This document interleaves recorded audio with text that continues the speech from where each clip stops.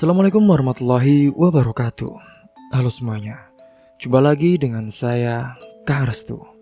Apa kabar semuanya? Semoga kalian selalu sehat, baik, dan tentunya dimudahkan segala urusannya oleh Tuhan Yang Maha Esa. Amin, amin, ya rabbal alamin. Seperti biasa, kali ini saya akan menceritakan sebuah kisah horor. Oke, sebelum masuk ke ceritanya, bagi kalian yang belum subscribe, jangan lupa klik tombol subscribe-nya.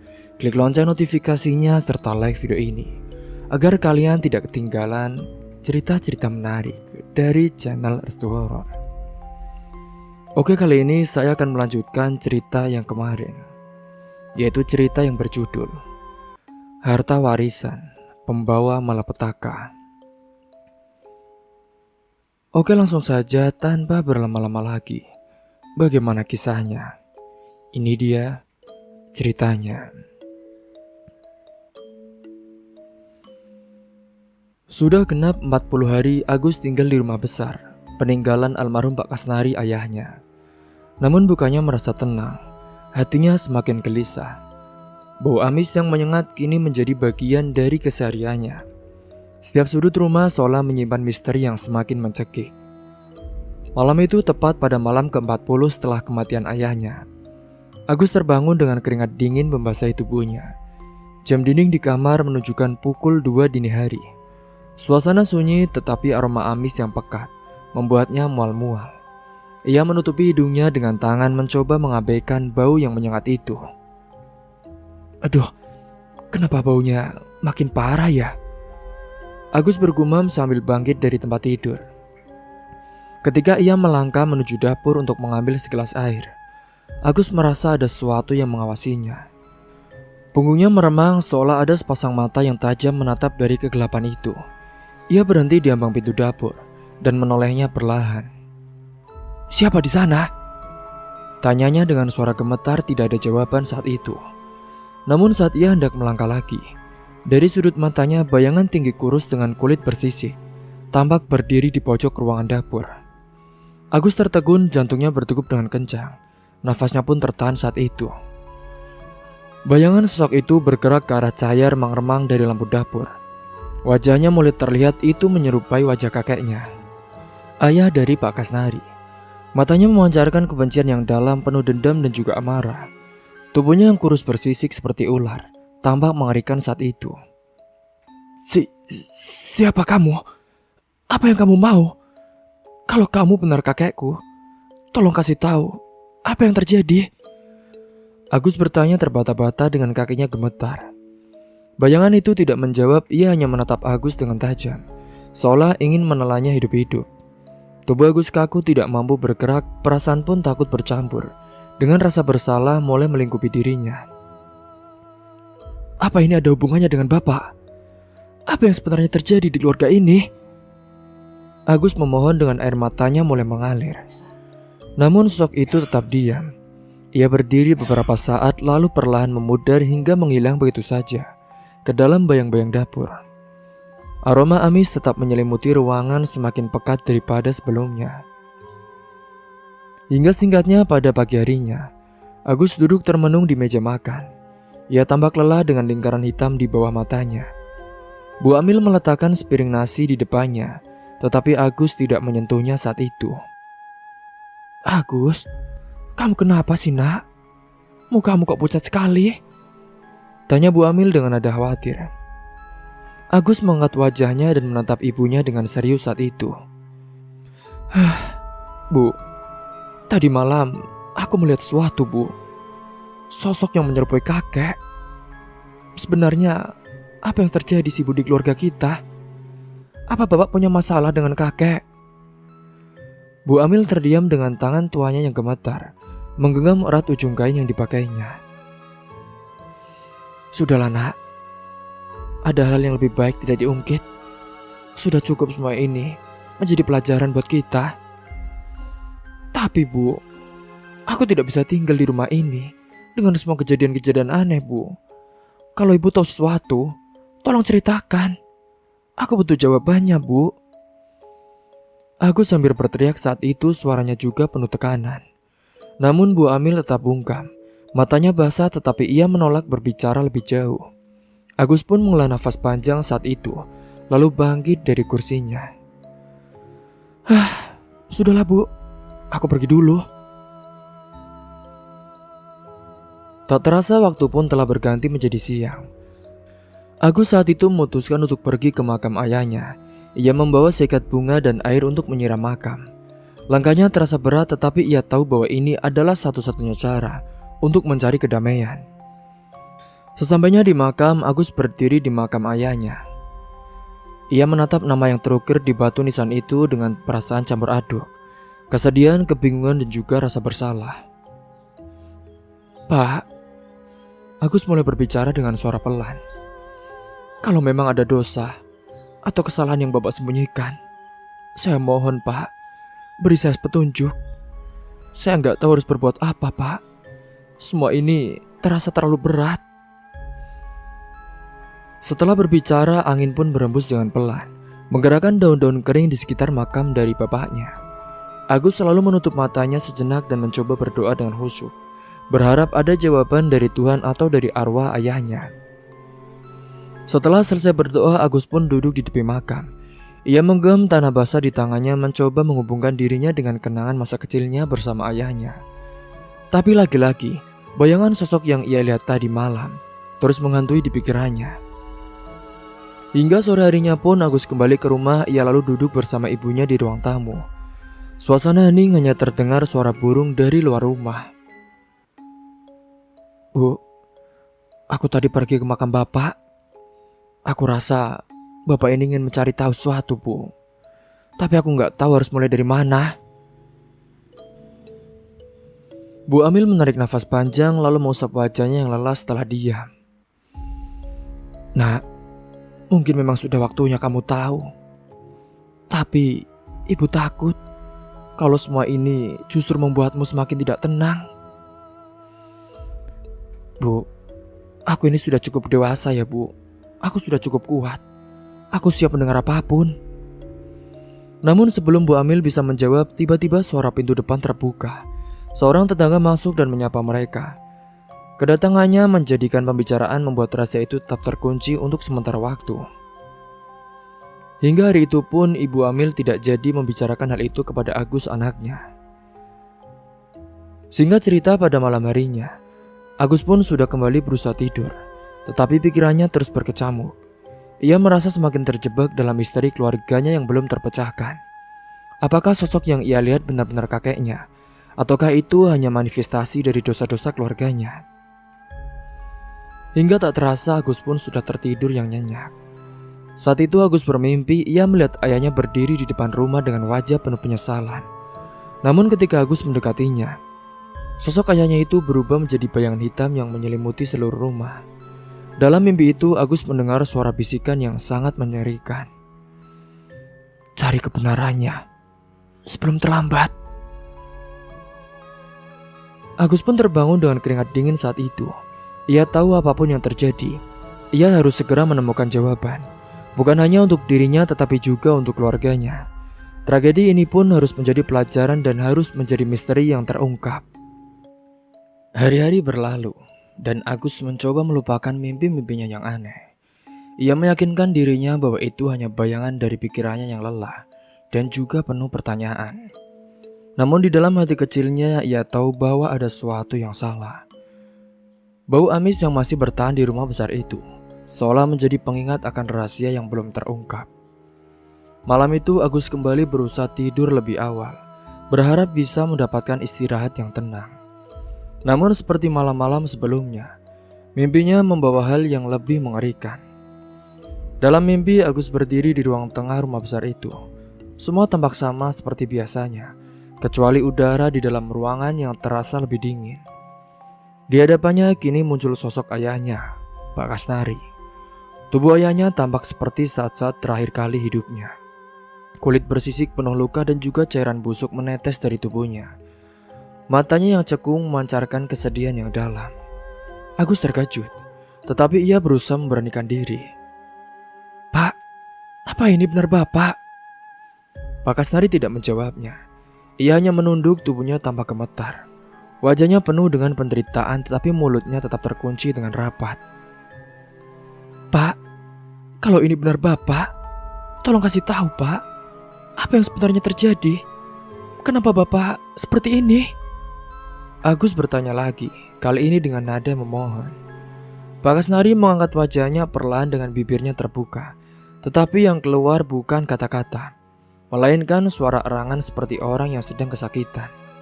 Agus merasa merinding, tetapi ia mencoba mendekati ayahnya. Namun saat Agus melangkah lebih dekat, tiba-tiba dari arah samping muncul sosok lain yang tidak kalah mengerikan. Tubuh besar dengan wajah hitam legam dan mata merah menyala, menabrak Agus dengan keras, membuatnya terlempar ke belakang. Agus jatuh dengan punggung menghantam lantai, lalu semuanya menjadi gelap saat itu. Singkatnya, saat Agus sudah terbangun dengan nafas terengah-engah, keringat dingin pun telah membasahi seluruh tubuhnya. Ia memegang dadanya yang terasa berat, seolah masih merasakan tekanan dari mimpi itu. Jam dinding menunjukkan pukul 3 dini hari. Agus menatap langit-langit di kamar mencoba menenangkan pikirannya. Mimpi ini, apa artinya ya? Kenapa Bapak terus muncul dalam kondisi seperti itu? Astagfirullah, gumamnya dengan pelan saat itu. Agus mencoba tidur kembali, tetapi pikirannya terlalu gelisah. Ia tahu bahwa ini bukan sekedar mimpi biasa. Ada sesuatu yang ingin disampaikan oleh ayahnya, dan ia harus mencari tahu. Pada pagi harinya, setelah sarapan yang telah disiapkan oleh Bu Amil, Agus meletakkan sendoknya dengan tegas di meja. Ia menatap ibunya yang duduk di seberangnya dengan sorot mata yang serius. Bu, aku gak bisa terus seperti ini, Bu. Aku terus mimpi tentang Bapak. Semalam, Bapak muncul lagi, Bu. Tapi kali ini ada sosok lain yang menyerang saya, Bu. Apa artinya? Kenapa aku terus dihantui seperti ini? Bu Amil terdiam sejenak, kemudian menghela nafasnya dengan panjang. Tangannya gemetar saat dia mencangkir teh. Agus, Ibu sudah bilang ada hal yang lebih baik tidak diungkit lagi, Nak. Tapi Bu, tolonglah Bu.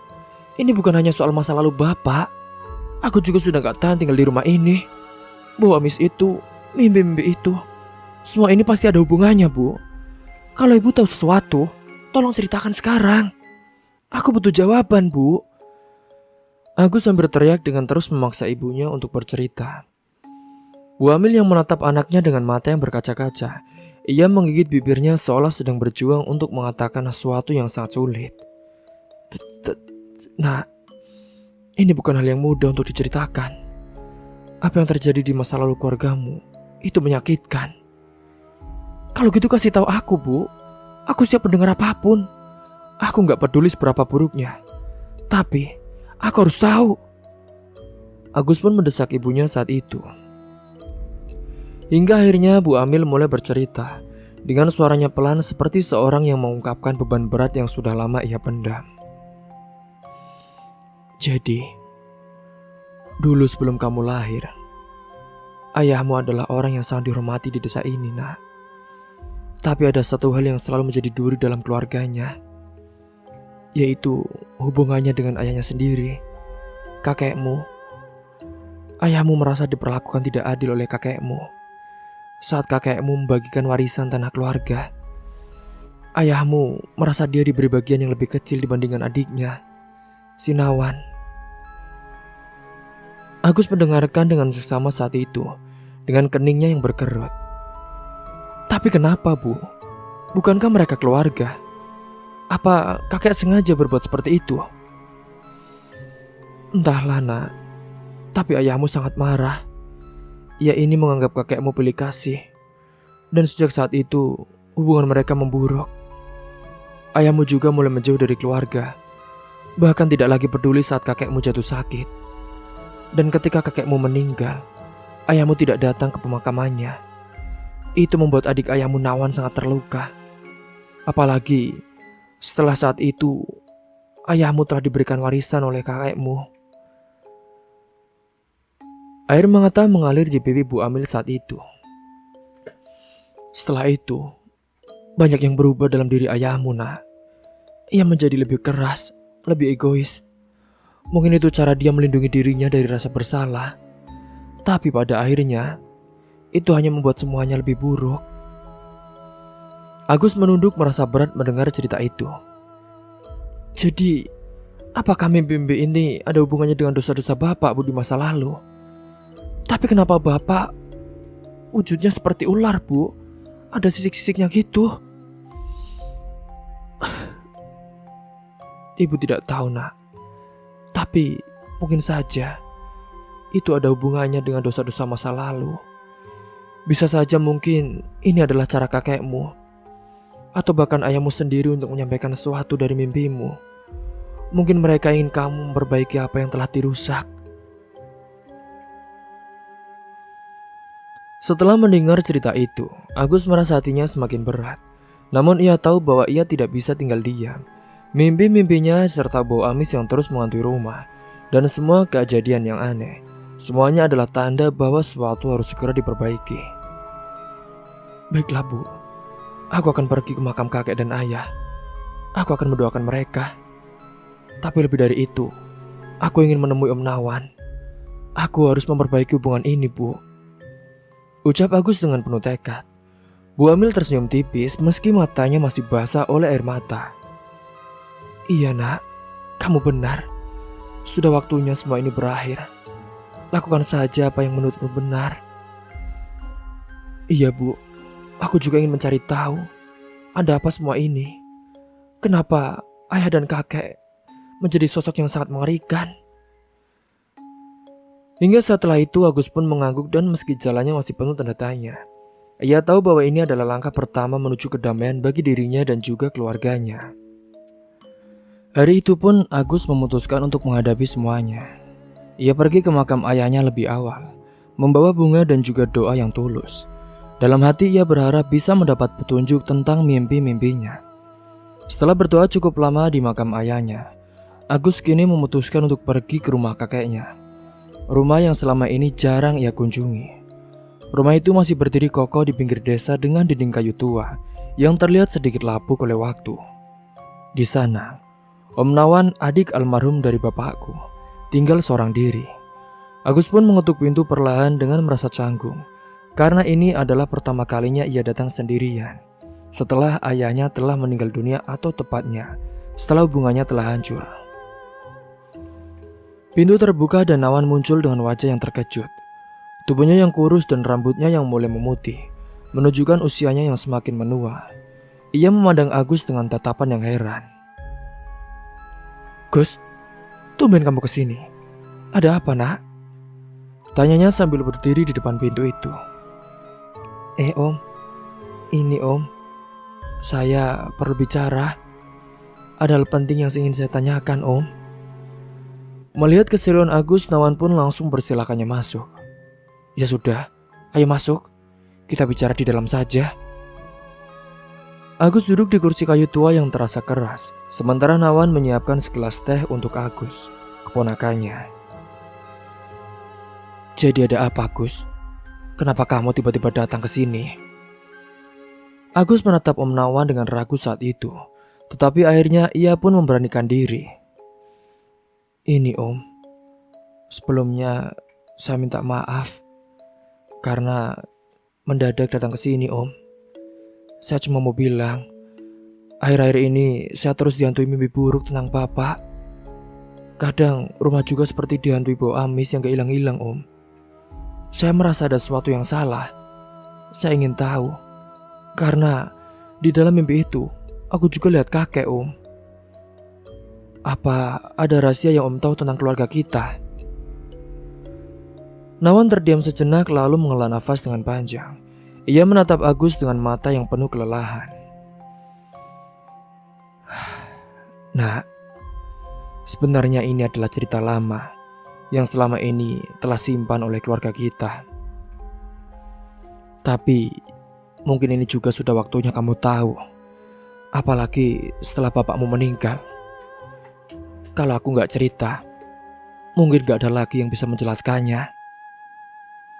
Agus meneguk ludah merasa gugup. Iya, Om. Jadi apa yang terjadi, Om, sebenarnya? Nawan saat itu mulai bercerita dengan suaranya pelan, seolah setiap kata adalah beban berat yang harus ia keluarkan saat itu. Dulu, setelah nenekmu meninggal, hidup keluarga kita berubah dengan drastis. Kakekmu, entah kenapa, karena tekanan hidup atau ambisinya, dia mulai mencari cara-cara yang gak wajar untuk mendapatkan kekayaan. Maksud Om, cara-cara gak wajar itu apa ya Om? Tanya Agus dengan penasaran. Kakekmu, dia diam-diam menjadi pemuja sosok siluman ular. Dia melakukan ritual-ritual tertentu untuk meminta kekayaan. Atau bisa dibilang, kakek dulu menjadi pemuas nafsu bagi sosok itu. Aku dan ayahmu baru tahu saat itu waktu main di gudang belakang rumah. Kami melihat kakek sedang berlutut di depan sesuatu yang aneh. Saat itu sebuah patung ular besar, ada juga sesajen di depannya. Jadi semua kekayaan ini, semua yang dimiliki keluarga kita saat itu berasal dari hasil perjanjian dengan siluman ular itu. Tapi setelah beberapa tahun, kakek mulai menyesali perbuatannya. Dia memutuskan untuk bertobat dan meninggalkan semua itu. Tapi kamu tahu nak, hal-hal seperti ini gak semudah itu untuk ditinggalkan. Maksud Om, apa ya Om? Sosok siluman itu merasa dihianati. Setelah kakek berhenti melakukan ritual, gangguan-gangguan mulai terjadi di rumah. Kadang-kadang kami mendengar suara desis yang sangat mengerikan di malam hari, atau bahkan menemukan ular besar di halaman tanpa tahu dari mana asalnya. Tapi itu justru membuat gangguan semakin parah, karena saat itu pernah mencoba melawannya dan mau membuang patung ular itu. Sementara ayahmu dulu berani menghadapi semua itu, tapi akibatnya dia yang paling banyak menerima gangguan. Hingga saat itu, saat kakekmu kesehatannya mulai memburuk, saat itu dia mulai membagi warisan-warisan itu. Namun malah ditinggal pergi oleh ayahmu, karena saat itu ayahmu sudah tidak mau menjadi korban itu lagi. Apalagi tepat setelah kakekmu meninggal, gangguan-gangguan itu seolah beralih sepenuhnya kepada ayahmu. Mungkin itulah akibatnya, karena dulu dia meninggalkan kakek. Tapi Om, apakah penyakit Bapak juga ada hubungannya dengan semua ini? Iya, itulah seperti yang Om bilang tadi. Mungkin juga karena ayahmu mewarisi kekayaan yang berasal dari perjanjian itu, serta harta yang kamu lihat sekarang, Gus. Itu semua hasil dari dosa-dosa kakekmu. Aku juga tidak tahu. Mungkin bisa saja saat itu kakek bilang, kakek dendam karena ayahmu malah pergi meninggalkannya. Agus terdiam dengan pikirannya kacau saat itu. Ia tidak pernah menyangka bahwa keluarganya menyimpan rahasia yang sangat sesat ini. Lalu kenapa Bapak terus muncul dalam mimpi saya, Om? Kenapa bau amis itu tidak hilang? Mungkin itu adalah cara Bapakmu untuk mengingatkanmu, Gus. Mungkin dia ingin kamu tahu bahwa harta yang kamu miliki sekarang tidak benar-benar bersih. Atau dia ingin memberitahu bahwa kamu harus memutus itu agar tidak menyebar ke anak keturunanmu. Dan siluman ular itu, Gus, dia pasti masih marah karena merasa dihianati. Setelah mendengar kebenaran yang sangat menyakitkan itu, Agus merasa dunia seolah runtuh di hadapannya. Ia tidak tahu harus berbuat apa dengan semua informasi ini. Jadi Om, apa yang harus saya lakukan sekarang? Aku gak bisa memutuskan untukmu, Gus. Tapi yang aku tahu, harta ini pasti membawa kutukan. Kalau kamu ingin hidupmu tenang, mungkin kamu harus melepaskan semuanya. Dan yang paling penting, jangan lupa untuk terus mendoakan kakek dan juga ayahmu. Mereka butuh itu. Agus mengangguk pelan meskipun hatinya masih berat. Ia tahu bahwa keputusan ini tidak akan pernah mudah. Namun ia juga sadar bahwa ia tidak bisa terus hidup dalam bayang-bayang dosa masa lalu keluarganya. Terima kasih ya Om, karena Om sudah mau cerita kepadaku. Iya nak, dulu Om juga sangat benci kepada ayahmu. Tapi biarlah masa lalu menjadi kenangan. Sekarang aku hanya harap sama kamu, supaya kamu bisa melakukan yang benar. Jangan pernah ulangi kesalahan yang pernah terjadi di keluarga kita. Dalam perjalanan pulang, Agus merenungkan semua yang telah ia dengar. Hatinya pun diliputi oleh rasa bersalah, tetapi juga tekad untuk mengubah keadaan itu. Bau amis yang menyelimuti rumah besar itu dan juga mimpi-mimpi buruk, serta semua kejadian aneh yang terjadi, semuanya telah mulai masuk akal baginya. Setibanya di rumah, kini Agus pun langsung menemui ibunya. Ia menceritakan semua yang ia dengar dari Om Nawan. Bu, ini bukan salah Bapak sepenuhnya. Ini juga adalah warisan dosa dari kakek. Kita nggak bisa hidup seperti ini, Bu. Aku ingin melepaskan harta ini. Dan kita harus mencari cara untuk mengakhiri kutukan ini. Bu Amil terdiam sejenak lalu memeluk Agus dengan erat. Iya nak, Ibu akan selalu mendukung kamu. Kita harus mencari jalan keluar, agar keluarga kita bisa hidup dengan damai. Agus mengangguk merasa sedikit lega meskipun jalan yang harus ia tempuh masih panjang. Namun ia tahu bahwa ia tidak sendirian.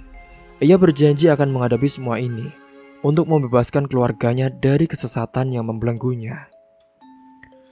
Malam itu pun Agus kembali dihantui oleh mimpi-mimpi. Namun kali ini, sosok yang datang bukanlah ayahnya atau bayangan menyeramkan seperti sebelumnya. Di dalam mimpinya itu kali ini ia melihat kakeknya yang berdiri di tengah hutan dengan wajah yang tenang, namun penuh beban berat di pundaknya. Kakeknya tampak lebih muda dari apa yang ia bayangkan selama ini, mengenakan pakaian sederhana seperti petani-petani desa. Kakaknya berbicara dengan nada lembut namun tegas saat itu. Cuk, jika kamu ingin semuanya selesai, datanglah ke tempat yang pernah menjadi saksi awal mula dosa ini. Awal mula kakek melakukan ritual itu. Ada pohon besar di hutan larangan, tepatnya di samping sungai kecil. Di sanalah segalanya harus diakhiri. Panggil sosok itu dengan bunyi seruling tua yang pernah menjadi milikku. Hanya itu caranya agar aku dan ayahmu bisa benar-benar tenang. Agus ingin bertanya lebih banyak saat itu, tetapi tubuhnya terasa kaku, dan kakeknya hanya menatapnya seolah menyuruhnya untuk diam dan mendengarkan. Sebelum mimpi itu berakhir, kakeknya menunjuk sesuatu. Seruling tua yang entah bagaimana kini telah ada di meja kamarnya.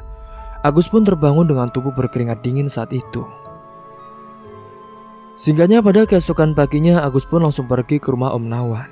Sesampainya di sana ia dengan tergesa-gesa menceritakan mimpinya kepada Om Nawan. Om, tadi malam kakek datang dalam mimpiku Om. Dia bilang aku harus ke hutan larangan, yang tepatnya ada pohon besar di dekat sungai kecil. Dia juga menyuruh aku membawa suling ini Om. Nawan mengamati seruling itu dengan raut wajah serius. Kamu dapat dari mana? Ini kan seruling yang dulu sering dipakai bapakmu saat ritual. Iya, ini yang sering dipakai kakek. Agus, kamu yakin ingin melakukan ini? Tempat itu bukan tempat biasa loh. Bahkan orang-orang desa sudah lama menghindarinya karena dianggap penuh kesesatan dan juga dengan arwah-arwah mengerikan. Saya yakin Om, kalau ini bisa membuat semuanya selesai dan membebaskan arwah bapak dan kakek, aku akan melakukannya. Tapi aku butuh bantuan Om untuk mengantarnya ke sana. Nawan terdiam sejenak lalu mengangguk saat itu. Baiklah, kalau memang ini jalan yang harus kita tempuh, Om akan bantu. Tapi kita harus berhati-hati. Kita pergi malam ini sesuai dengan petunjuk dalam mimpimu itu. Tak terasa malam itu Agus dan Nawan pun berangkat menuju hutan larangan. Mereka membawa beberapa perlengkapan seperti senter, pisau kecil dan juga air minum. Suasana malam begitu sunyi, hanya terdengar suara angin yang berbisik di antara pepohonan itu. Setelah berjalan hampir 1 jam, mereka sampai di tepian hutan larangan saat itu. Pohon-pohon tinggi menjulang dengan dedaunan yang lebat, menciptakan bayangan menyeramkan di bawah sinar bulan. Di tengah gelapnya malam itu, mereka akhirnya menemukan pohon besar yang disebutkan dalam mimpi Agus. Di samping pohon itu mengalir sungai kecil dengan air yang jernih, namun terasa dingin seperti es. Jam di tangan Nawan pun saat itu menunjukkan pukul 12 malam tepat. Inilah tempatnya. Om tolong berjaga-jaga ya. Saya akan mencoba memanggil sosok itu, Om. Seperti yang dikatakan oleh kakek. Agus selalu mengeluarkan seruling tua dari tasnya. Tangannya bergetar saat ia memegang benda itu. Nawan mengangguk meskipun wajahnya dipenuhi oleh ketegangan juga. Agus meniup seruling itu menghasilkan bunyi yang sangat aneh dan juga mendayu-dayu. Suara seruling menggema di antara pepohonan, menciptakan suasana yang semakin mencekam. Tiba-tiba saat itu angin pun berhenti berhembus dan suasana menjadi hening seketika. Dari kejauhan mereka mendengar suara seperti desisan ular yang semakin mendekat. Suara itu diiringi oleh getaran tanah, seolah sesuatu yang besar sedang mendekat. Agus dan Nawan saling menatap saat itu namun ketakutan tak bisa bergerak. Tiba-tiba dari balik kegelapan, muncul sosok besar dan sangat mengerikan. Tubuhnya tinggi dengan kulitnya bersisik seperti ular, dan matanya bersinar merah menyala. Sosok itu memiliki kepala menyerupai manusia namun bagian bawah tubuhnya adalah ekor ular yang menyelilit. Agus dan Nawan pun merinding ketika melihat sosok itu. Udara di sekitar mereka terasa semakin dingin, seolah energi kehidupan terserap habis oleh kehadiran makhluk tersebut. Makhluk itu pun berbicara dengan suara berat dan juga penuh kebencian. Siapa yang berani memanggilku di sini? Agus menguatkan dirinya saat itu. Aku, Agus, cucu dari pria yang pernah mengikat janji denganmu. Aku datang untuk mengakhiri semuanya. Tolong bebaskan arwah kakek dan ayahku dari belenggumu. Serta jangan pernah ganggu, karena mereka semua sudah meninggal. Makhluk itu hanya tertawa dingin mengakhiri. Mengakhiri? Setelah semua kekayaan keluargamu yang dapatkan dariku, kau pikir kau akan melepaskan mereka begitu saja? Aku telah memberikan mereka segalanya, dan mereka berkhianat. Pengkhianatan itu tidak akan pernah aku maafkan. Dan aku ingin semua cucu keturunannya akan meninggal di tanganku. Mereka harus mati. Tidak, itu akan kuakhiri hari ini juga, jawab Agus dengan lantang. Agus melangkah maju meskipun tubuhnya gemetar saat itu. Aku tahu keluargaku salah. Aku tahu mereka telah melakukan dosa besar. Tapi aku tidak ingin kutukan ini berlanjut. Jika ada yang harus membayar, biarlah aku yang melakukannya. Jangan ganggu arwah mereka lagi dan juga keluarga kami. Biarkan mereka hidup tenang. Dan biarkan mereka yang telah meninggal bisa tenang di sana. Makhluk itu pun menatap Agus dengan mata menyala-nyala. Kau, apa yang bisa kau berikan kepadaku? Kau hanyalah seorang manusia biasa yang tidak punya apa-apa. Kau hanyalah anak kecil yang belum tahu apa-apa. Ambil semua kekayaan keluarga kami. Ambil semuanya, asal kamu melepaskan mereka. Makhluk itu terdiam sejenak seolah mempertimbangkan tawaran dari Agus. Akhirnya ia pun berbicara dengan suara yang lebih tenang namun tetap menakutkan. Jika itu yang kau inginkan, maka aku akan mengambil kembali apa yang menjadi milikku. Tapi, aku ingin salah satu dari keluargamu mati bersamaku. Aku ingin minta tumbal satu kali lagi. Mendengar tawaran itu, Agus terdiam sejenak saat itu. Baiklah, kalau begitu kau boleh ambil nyawaku.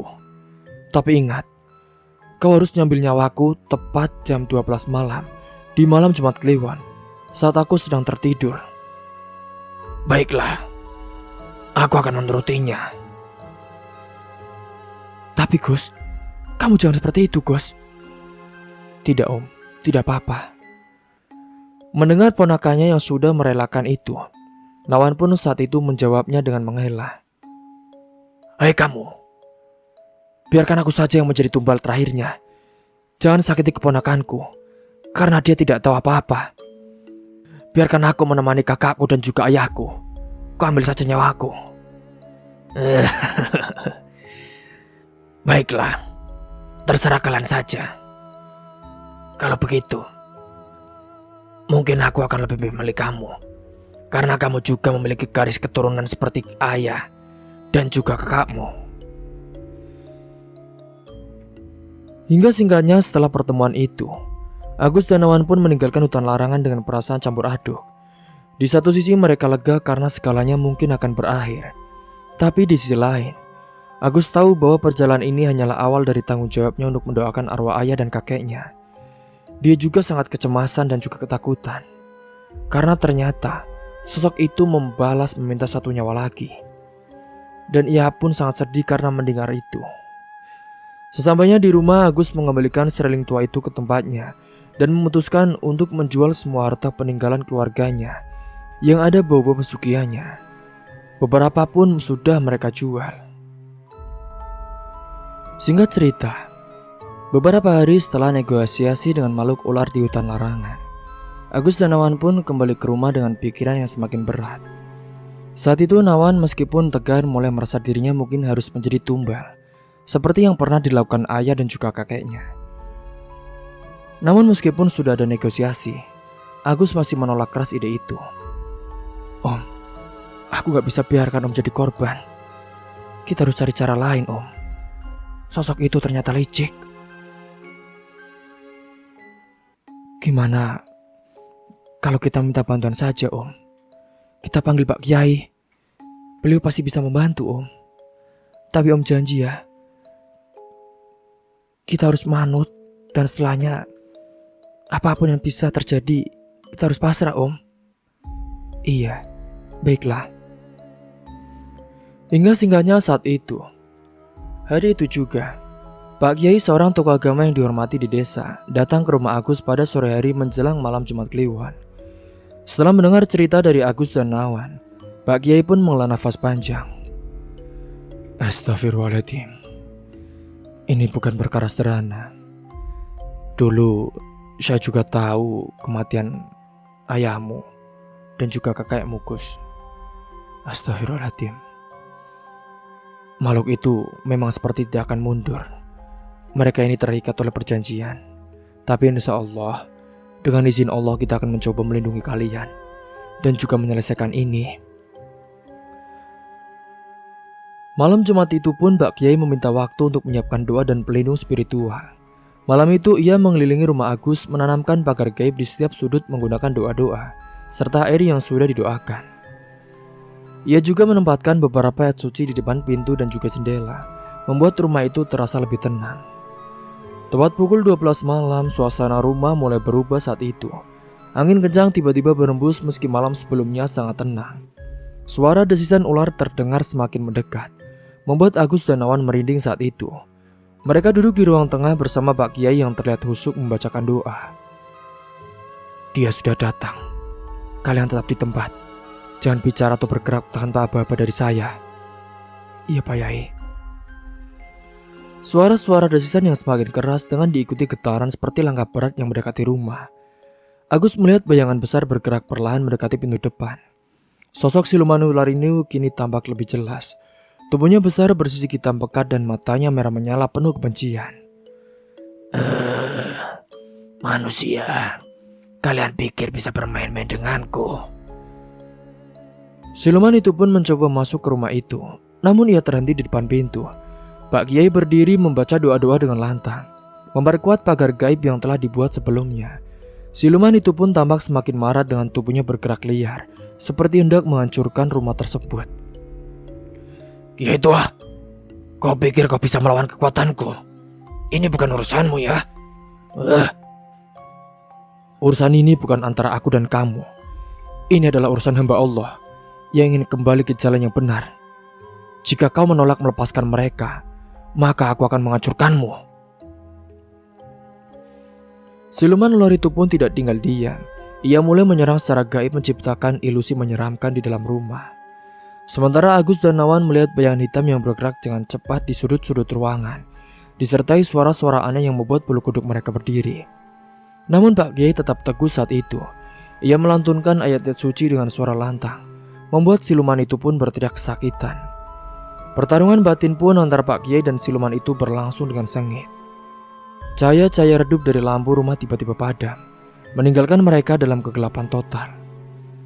Tiba-tiba suara keras seperti ledakan pun terdengar dari luar rumah. Siluman ular itu menjerit, dengan tubuhnya bergeliat dengan liar, seolah-olah terbakar oleh sesuatu yang tak terlihat saat itu. Ternyata saat itu sosok ular itu dicambuk oleh Pak Kiai menggunakan cambuk cemeti amarah rasuli. Cambuk yang sangat sakti milik Pak Kiai. Cukup, aku menyerah. Aku akan pergi. Aku akan pergi, ampun. Ampun. Aku tidak akan ganggu lagi. Ampun. Pergi, jangan pernah ganggu manusia lagi, ataupun menghasut manusia untuk berbuat jahat. Setelah kata-kata terakhir itu, sosok siluman itu pun menghilang, meninggalkan bau anyir yang menyengat di udara. Lampu-lampu di rumah kembali menyala perlahan dan suasana menjadi tenang. Alhamdulillahirrahmanirrahim. Semuanya sudah selesai. Pak Kiai pun menghela nafas panjang dengan wajahnya tampak lelah namun penuh kepuasan. Agus dan Awan pun segera bersujud syukur. Mereka tahu bahwa tanpa bantuan Pak Kiai, mereka pasti sudah menjadi korban dari shock itu. Singkatnya beberapa hari kemudian, Agus dan Awan mengadakan doa bersama di rumah itu. Warga desa pun berdatangan mendukung keputusan mereka untuk mengubah rumah tersebut menjadi musola. Karena memang saat itu saat bersama Pak Kiai, Nawan ini berkata kepada Pak Kiai bahwa rumah peninggalan ayahnya atau tempat yang dulu dijadikan ritual itu nantinya akan disumbangkan menjadi tanah wakaf. Dan Pak Kiai pun senang saja dan bersyukur. Hingga singkatnya saat itu tempat itu pun dilakukan doa terakhir bersama dipimpin oleh Pak Kiai yang juga memberikan nasihat kepada warga tentang pentingnya menjauhi perbuatan syirik dan selalu menjaga hubungan baik dengan keluarga. Setelah selesai acara, Agus merasa hatinya lebih tenang. Ia yakin bahwa ini adalah langkah yang tepat untuk menebus dosa keluarganya dan juga memulai hidup baru, serta tidak lain juga bagi Om Nawan. Rumah Om Nawan yang dulunya menjadi saksi bisu ritual-ritual kelam, kini berubah menjadi tempat suci yang dipenuhi doa dan harapan. Dengan berdirinya musola di sana, warga desa pun merasa lebih dekat dengan Allah dan semakin menjauhi segala hal yang berbau mistis dan juga ilmu kesesatan. Sementara saat itu di rumah Agus, Bu Amil pun menerima kehadiran Nawan, yaitu adik dari mendiang almarhum suaminya. Kini Nawan pun sukarela tinggal di rumah Agus, dan bau-bau menyengat itu pun sudah tidak ada lagi. Serta bau amis itu tiba-tiba sudah hilang setelah hal itu. Hingga pada pagi harinya itu, mereka bertiga sekeluarga pun datang ke makam kakek dan juga ayah dari Agus. Mereka membacakan doa dan juga saling minta maaf, mengakui semua kesalahan di masa lalu itu, dan berharap ini semua bisa menjadi pelajaran bagi keduanya. Semoga kita semua bisa mengambil hikmah dan pelajaran dari kisah ini. Mungkin itu saja yang dapat saya sampaikan. Kurang lebihnya mohon maaf apabila ada salah kata ataupun ucapan yang kurang berkenan bagi kalian semua. Sampai jumpa di cerita selanjutnya. Akhir kata, wassalamualaikum warahmatullahi wabarakatuh.